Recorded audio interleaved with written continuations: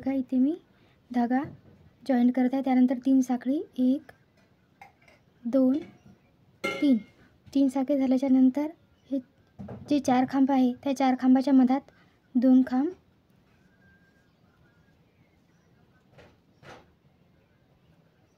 हे बघा हा साखळीचा एक आणि हा एक 2। त्यानंतर आता आपल्याला इथे साखळी नाही घ्यायची आहे, डायरेक्टच खांब तयार करायचे आहे।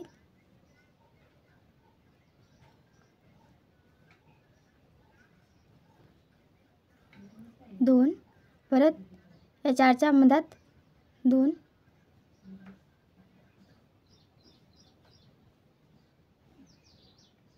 एक,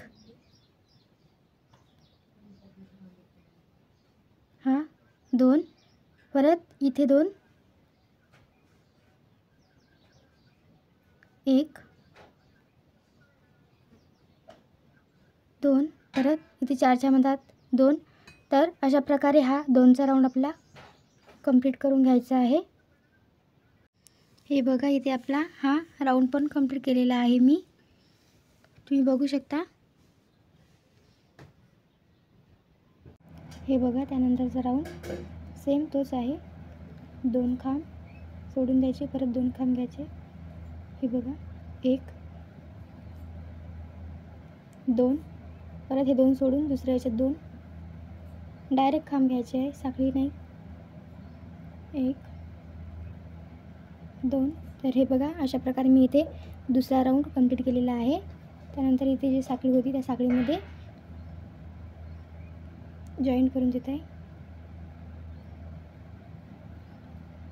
हे बघा अशा प्रकारे। त्यानंतर परत 3 साखळी 2 3 आणि हाच राऊंड सेम परत रिपीट करायचा आहे आपल्याला। तर इथे आपले 2 राऊंड झालेले आहे, हा 1 आणि हा 2, अजून एक तिसरा राऊंड कंप्लीट करून घ्यायचा आहे। हे बघा इथे आपला तिसराही राऊंड मी इथे कंप्लीट करून घेतलेला आहे।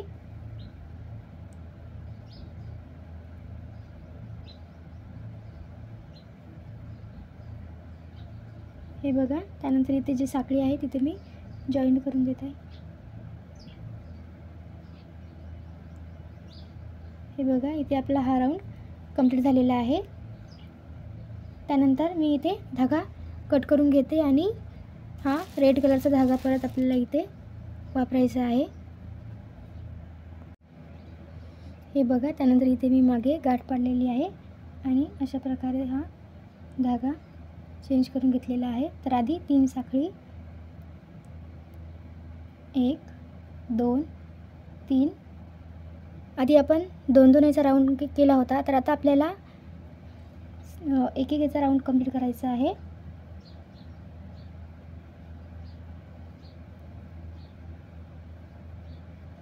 हे बघा 1, परत 1 सोडून दुसऱ्या याच्यात 1, हे बघा परत 1 सोडून दुसऱ्या याच्यात 1, हे बघा अशा प्रकारे 1 सोडून दुसऱ्या याच्यात,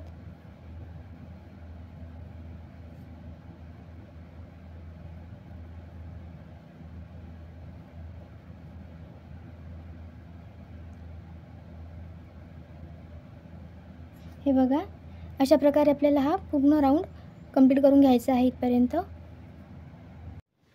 हे बघा इथे आपला हाही राऊंड मी कंप्लीट करून घेतलेला आहे। हे बघा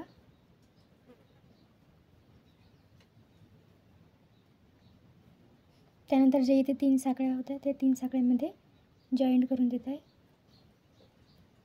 हे बघा अशा प्रकारे। तर हा राऊंड आपला कंप्लीट झालेला आहे पूर्ण। यानंतरचा राऊंड थोडा वेगळा असणार आहे, तर मी ते डीपमध्ये तुम्हाला करून दाखवते।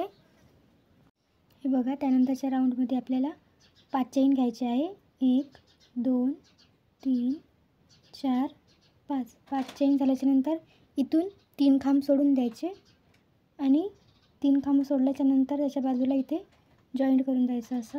हे बघा अशा प्रकारे। त्यानंतर परत 5 चेन 1 2 3 4 5, परत 3 खांब सोडून द्यायचे आणि त्याच्या बाजूला इथे जॉईन करून द्यायचं. हे बघा अशा प्रकारे. परत 5 चेन 1 2 3 4 5. 5 चेन झाल्याच्यानंतर परत 3 खांब सोडून द्यायचे, त्याच्या बाजूला इथे जॉईन करून द्यायचं. हे बघा अशा प्रकारे. परत 5 चेन 1 2 3 4 5. 5 चेन झाल्याच्यानंतर परत इथून 3 खांब सोडून द्यायचे, परत इथे जॉईन करून द्यायचं असं. हे बघा अशा प्रकारे. तर हा राऊंड फक्त साखळीचाच असणार आहे, 5-5 साखळी. तर अशा प्रकारे पूर्ण हा राऊंड कंप्लीट करून घेते मी. हे बघा इथे आपला हाही राऊंड मी कंप्लीट केलेला आहे. त्यानंतर परत इथे तोच राऊंड सेम रिपीट करायचा आहे. तर जसे आधी 5 चेन गेले तसे सेम 5 चेन घ्यायचे आहे. 3 4 5. तर आता काय करायचं आहे आपल्याला, इथे मधातनी जॉईंट करायचं आहे याला, साखळीच्या मधात.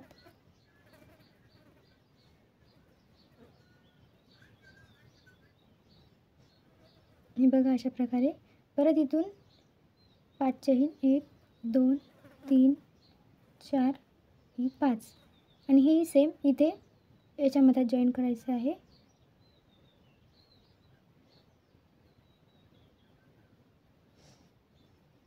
हे बघा परत 5 चेन 1 2 3 4 5. परत इथे मधातनी जॉईन करून द्यायचं आहे साखळीच्या मधात, म्हणजे ते एकावर एक लेयर हे व्यवस्थित दिसून पडेल. 1 2 3 4 5. परत इथे मधातनी जॉईन करून द्यायचं आहे. हे बघा. तर पूर्ण राऊंड हा आपल्याला सेम अशा प्रकारे इथपर्यंत विणत आणायचा आहे. हे बघा इथे दुसराही राऊंड मी कंप्लीट केलेला आहे. त्यानंतर सेम असाच तिसरा राऊंड आपल्याला तयार करून घ्यायचा आहे. हे बघा 1 2 3 4 5 साखळी. नंतर इथे मधातनी जॉईन करून देत आहे मी. हे बघा अशा प्रकारे. परत 5 साखळी 2 3 4 5. परत इथे मधातनी जॉईंट करून देत आहे. हे बघा. तर अशा प्रकारे हा तिसराही राऊंड कंप्लीट करून घ्यायचा आहे. हे बघा मी इथे तिसराही राऊंड कंप्लीट केलेला आहे. तर इथे आपला थालपोश तयार झालेला आहे पूर्ण. बघा किती सुंदर असं तयार झालेला आहे. बघू शकता किती सुंदर तयार झालेला आहे.